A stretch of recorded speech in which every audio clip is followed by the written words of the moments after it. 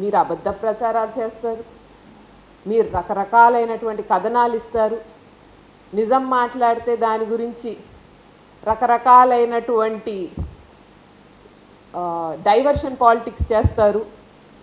అంతేగాని ఈరోజు ఈ ఒక్క ఇన్సిడెంట్ మీద ఎందుకని ఎవరు ఎక్స్ప్లెనేషన్ ఇలాకున్నారు. సరే, మీరు తప్పు అంటున్నారో ఒప్పు అంటున్నారో మాకు అనవసరం. తిరుమల తిరుపతి దేవస్థానంలో ఆయన ఖచ్చితంగా రాజీనామా చేయాల్సిందే అని చెప్పి ఇంతమంది భక్తులు కోరుతున్నారు, ఇంతమంది వీళ్ళు కోరుతున్నారు. ఆయన మీకు అంత ఇంపార్టెంట్ అంటే వేరే పదవైనా ఇచ్చి ఇది తీసేయాలి కదా వెంటనే. కనీసం మీకు వాస్తవంగా చెప్పుకోవాలంటే పాపం తిరుమల తిరుపతి దేవస్థానం చైర్మన్గా పనిచేసేటువంటి గొప్ప వ్యక్తులు ఎవరు లేరు ఈ పార్టీలో, అది మాకు అర్థమవుతుంది. కానీ మరీ ఇంత ఘోరంగా కాకుండా కొంచెం బెటర్ వాళ్ళని తీసుకురండి. లేకపోతే మిగిలిన వాళ్ళు ఇంతకంటే అన్యాయంగా ఉన్నారు కాబట్టి ఈయనే పెడదాము అనుకుంటున్నారు, అది చెప్పండి. పోనీ అదైనా క్లారిటీ అండి. లేదయ్యా ఈయనకంటే మాకు గత్యంతరం లేదు, ఇంతకంటే గొప్ప మనిషి మా పార్టీలోనే లేడు కాబట్టి ఈయన్నే ఉంచుకుంటామని అనుకుంటున్నారు అని అంటే అదైనా క్లారిటీ ఇవ్వండి. చంద్రబాబు నాయుడు గారు, లోకేష్ గారు ఏమనుకుంటున్నారు? మహిళలు అంటే మీ కుటుంబంలో మహిళలు మాత్రమే మహిళలు అనుకుంటున్నారేమో. లేదండి, మహిళలు అని అంటే ఆంధ్ర రాష్ట్రమే కాదు, దేశవ్యాప్తంగా ప్రపంచవ్యాప్తంగా ప్రతి ఒక్కరు ఆడబిడ్డలు మహిళలు, వాళ్ళని గౌరవించడం నేర్చుకోండి. ఫస్ట్ మహిళల్ని అవమానిస్తున్నారు, అవమానించిన వాళ్ళ సంగతి నేను తేలుస్తానన్న నారా లోకేష్ గారికి ఫస్ట్ మీ పార్టీలో ఉండేటువంటి మహిళల్ని అవమానించేటువంటి వ్యక్తుల్ని సరిదిద్దుకోవడం, కూటమి ప్రభుత్వంలో ఎవరైతే మహిళల్ని అవమానిస్తున్నారో వాళ్ళని సరిదిద్దుకోవడం అవసరం. ఎందుకంటే ఒక ఇన్సిడెంట్ మనం చూసాము, ఇష్టం వచ్చినట్టు నోటికి వచ్చినట్టు మాట్లాడి మనల్ని ప్రవోక్ చేసి మనం తిరిగి ఏదన్నా ఒక్క మాట మాట్లాడితే దాన్నే పట్టుకొని, ఇప్పుడు ఓ మనిషి కామ్గా కూర్చొని ఉన్నాడండి, వాడి పాటికి వాడిని కూర్చోనికుండా వాడిని పొద్దు కెలికేది, కెలకంగానే కోపం వచ్చి ఇతను ఒక తన్నాడు అనుకో, మమ్మల్ని దన్నారు. ఇదే కదా టీడీపీ వరుస. పొద్దున్న లేస్తే మీరు మాట్లాడినవన్నీ పోతాయి, మేము మాట్లాడినవి మాత్రం పట్టుకొని దాన్ని రకరకాల అర్థాలు తీసి నానా రకాలుగా మాట్లాడుతున్నారు. సరే మాట్లాడండి. ఇప్పుడు మేము రాజకీయాల్లోకి వచ్చాం, we are ready to face anything. Women card play చేసి నేనేదో నా గురించి మాట్లాడొద్దు, ఇంకోళ్ళ గురించి మాట్లాడొద్దు అని అనట్లేదు. కుటుంబ సభ్యుల గురించి మాట్లాడాల్సిన అవసరం ఏముంది? వాళ్ళు రాజకీయాల్లో ఉన్నారా? ఇప్పుడు నేనున్నాను, మా నాన్న ఉన్నారు, మా గురించి మాట్లాడండి. సరే, we are ready to face anything. మీరు ఇట్లాంటి వాళ్ళని తెలిసే వచ్చాం రాజకీయాల్లోకి, తప్పదు, మాకైతే తప్పదు, మేము వచ్చాం కాబట్టి. ఎందుకని మాట్లాడుతున్నారు కుటుంబ సభ్యుల గురించి? అది కరెక్టేనా?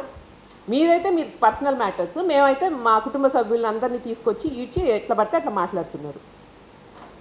అసలు ఏమి సంబంధం ఉందని భారతమ్మ గురించి మాట్లాడడం? మీరు ఆమె ఏమన్నా ఒక్కరి గురించి మాట్లాడుతుందా, లేకపోతే మీ జోలికి వస్తుందా, లేకపోతే పొలిటికల్ స్టేట్మెంట్స్ ఇస్తుందా? ఏం హక్కు ఉందని చెప్పండి అండి. వాస్తవంగా మీరందరూ ఎంత గీ పెట్టుకొని మాట్లాడుకొని రకరకాలుగా అరిచినా కానీ ఆమె అసలు పట్టించుకోకుండా చిరుమందహాసంతో వెళ్ళిపోతారు. నాకు ఒక్కొక్కసారి భారతమ్మని జగన్ అన్నని చూస్తే నాకేమనిపిస్తుందంటే, చిన్నప్పుడు ఒక సామెత చెప్పేవాళ్ళు, ఏనుగు వెళ్తుంటే కుక్కలు మొరుగుతాయి, మొరగడం కుక్కల లక్షణము, రాజసంగా ముందుకెళ్ళడం అనేటువంటిది ఏనుగు లక్షణం అని చెప్పి. ఆ రకంగా మీరు ఎంత మాట్లాడినా ఏదో మేము కడుపు మండి మేము జవాబు చెప్పడం తప్ప కనీసం ఆ మాట చెవులో కూడా దూర్చుకున్నటువంటి వ్యక్తులు కాదు. జగన్ అన్న నాకు సొంత అన్న, నా అన్న లెక్క. భారతమ్మ మా వదిన, వదిన అంటే తల్లితో సమానం. రోజు పొద్దున్న లేస్తే టీవీలో ఏమంటారు? మా తల్లినన్నారు, మా తల్లినన్నారు, నారా లోకేష్ గారు అన్నారు, మొన్న చంద్రబాబు నాయుడు గారు అన్నారు. మీ తల్లులు మాత్రమే తల్లులా? మా తల్లులు కాదా? మా అమ్మ భారతమ్మ గురించి మాట్లాడొచ్చా? ప్రెస్ మీట్లు పెట్టి మరి ఏదో ఆవేశంలో ఒక మాట అనడం కాదు, కావాలని. అటువంటి వాళ్ళని మందలిచ్చారా? సస్పెండ్ చేశారా? ఏదైనా యాక్షన్ తీసుకున్నారా? వాళ్ళకి కిరీటాలు పెడతారు, వాళ్ళని ఎంకరేజ్ చేస్తారు, ఇంకొంచెం మాట్లాడమని ప్రవోక్ చేస్తారు. మీరందరూ అనుకుంటున్నారేమో మేము మాట్లాడుతున్నాము, ఎదురోళ్ళు గొమ్ముగున్నారు అని చెప్పి. మాట్లాడి మీ కుసంస్కారము, మీ తప్పుడు బుద్ధి, మీ కుళ్ళు కుతంత్రాలు మీరు బయట వేసుకుంటున్నారు. మేము మీ లెవెల్కి దిగజారలేక, మీరు ఏ స్టాండర్డ్స్ అయితే దిగజార్చిన స్టాండర్డ్స్ సెట్ చేశారో వాటిని మేము ఏ రోజు తాకలేమమ్మా. చాలా కష్టం మాకు. మా సంస్కారం మమ్మల్ని అడ్డు పెడుతున్నారు కాబట్టి మేము మాట్లాడట్లేదు. అంతేగాని మీ ఉడత బెదిరింపులకో మీరు ఈరోజు మేము పదవుల్లో ఉన్నామనో చెప్పి మిమ్మల్ని మాట్లాడట్లేదని అనుకోవద్దు.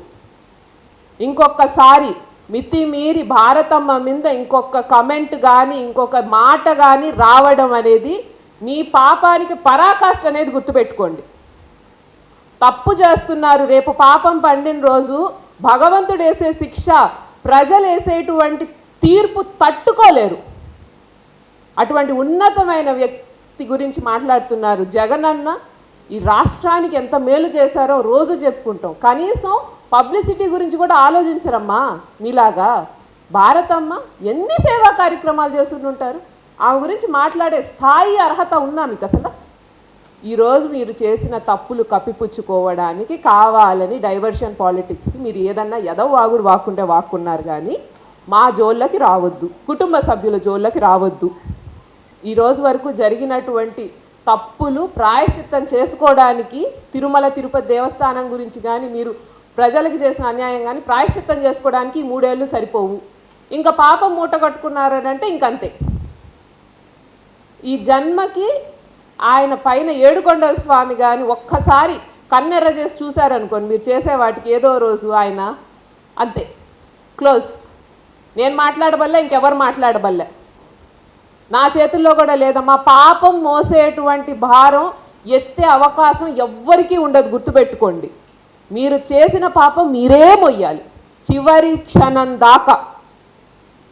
కాబట్టి చేసిన అపచారాలు, చేసిన తప్పిదాలు, చేసినటువంటి అనవసరమైన చెత్త వ్యాఖ్యలు అన్నీ ఈ రోజుతో మానేసి చేసిన తప్పుకి చంపలు కొట్టుకొని చేసిన అపచారానికి గుంజీలు తీసి మరీ తప్పు సరిదిద్దుకునే ప్రయత్నం మాత్రం చేయండి. వెంకటేశ్వర స్వామితో ఆషామాషి విషయం కాదు ఇది.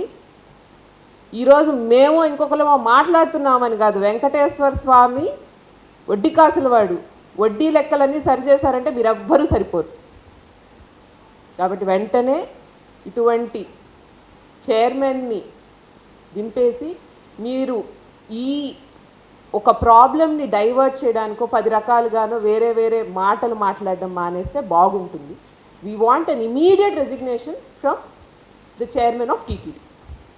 TV5 ద్వారా ఏదైతే పబ్లిసిటీ కోసం బిఆర్ నాయుడు గారు చంద్రబాబు నాయుడు గారికి పరోక్షంగా అండ్ ప్రత్యక్షంగా ఏ విధంగా అయితే సహాయపడుతున్నారో దాన్ని ఈరోజు బేస్ చేసుకొని చంద్రబాబు నాయుడు గారు బిఆర్ నాయుడు గారిని అలాంటి ఒక ఉన్నతమైన స్థానం నుంచి తప్పించలేకపోతున్నారు. కాబట్టే ఈరోజు ప్రజలందరూ కూడా అర్థం చేసుకున్నారు, ఏదైతే రాష్ట్రంలో హిందువుల మనోభావాలను దెబ్బతీసే విధంగా ఈరోజు టీటీడీలో అనేక సంఘటనలు, సాక్షాత్తు క్యూ లైన్లో ఉన్న భక్తులే స్లోగన్స్ ఇవ్వడం ఇప్పటి వరకు చరిత్రలో ఎప్పుడు కూడా మనం చూసి ఉండం. ఒక క్యూ లైన్లో ఒక చైర్మన్ని డౌన్ డౌన్ అంటూ నినాదాలు చేయడం. సో ప్రతి దగ్గర కూడా పాలనా వైఫల్యం, ప్రతి దేవస్థానంలో కూడా పాలనా వైఫల్యం కళ్ళకు కట్టినట్టుగా కనిపిస్తుంది. సాక్షాత్తు వైకుంఠ ఏకాదశి రోజు ఎంతోమంది భక్తులు ఆ పాలనా వైఫల్యం వల్ల చనిపోయినా కూడా నాడు చర్యలు లేరు. ఈరోజు బిఆర్ నాయుడు గారి వ్యవహారం బయటకు వచ్చిన తర్వాత కూడా ఇప్పటికి కూడా చర్యలు లేవు. గతంలో జగన్మోహన్ రెడ్డి గారు ప్రభుత్వంలో ఉన్నప్పుడు భక్తి ఛానల్కి చైర్మన్గా వ్యవహరించిన పృథ్వీని ఏ విధంగా పదవి నుంచి తొలగించారో రాష్ట్రంలో ఉన్న ప్రజలందరూ కూడా గమనించారు. ఇప్పటి కూటమి పెద్దలకు కూడా తెలుసు. కానీ అలాంటి ఒక చర్యలు చేపట్టకుండా ఈరోజు రాష్ట్రంలో అంటే బిఆర్ నాయుడు లాంటి వాళ్ళ వ్యవహారాన్ని సాక్ష్యాధారాలతో సహా బయటకు వచ్చిన తర్వాత కూడా దేవదేవుని ప్రతిష్టను కాపాడాల్సిన స్వయంగా బిఆర్ నాయుడు గారైనా రిజైన్ చేయాలి, లేదంటే చంద్రబాబు నాయుడు గారైనా రిజైన్ చేసే విధంగా చర్యలు తీసుకోవాలి. కానీ ఇవన్నీ మర్చిపోయి నిన్న వాళ్ళ మనవడి బర్త్డే సందర్భంలో కూడా అంటే బిఆర్ నాయుడికి మాకు ఎలాంటి సంబంధం లేనట్టు ఒక డ్రామా ప్లే చేశారు, మేము దూరంగా పెట్టాము అనే ఒక ఇంప్రెషన్ క్రియేట్ చేశారు. కానీ ఈరోజు వెంకటేశ్వర స్వామి భక్తులందరూ కూడా కోరుకునేది ఒకటే, హైందవ ధర్మాన్ని కాపాడాల్సిన పొజిషన్లో ఉన్న ఒక ముఖ్యమంత్రి బిఆర్ నాయుడు లాంటి వాళ్ళని ఆ చైర్ నుంచి తొలగించి ఎవరైతే నిజమైన భక్తులు వెంకటేశ్వర స్వామికి ఉంటారో వాళ్ళని ఆ చైర్లో నియమించాలని ఈరోజు వైఎస్ఆర్ కాంగ్రెస్ పార్టీ తరఫున మేమందరం కూడా ఖచ్చితంగా డిమాండ్ చేస్తున్నాం. ఇప్పటికైనా మించిపోయింది ఏమీ లేదు. ప్రజలందరికీ సనాతన ధర్మం అని పేరు పెట్టి పవన్ కళ్యాణ్ గారు ఆ రోజు ఏ విధంగా ఊగిపోయారో ఈరోజు బిఆర్ నాయుడిని ఆ చైన్ నుంచి తప్పించడానికి ఖచ్చితంగా తిరుమల మెట్లు కడిగి ఆయన కూడా ఆ చైర్మన్ పదవిని తొలగించడానికి పవన్ కళ్యాణ్ గారు కూడా పూనుకోవాలని ఈ సందర్భంగా తెలియజేసుకుంటున్నాను.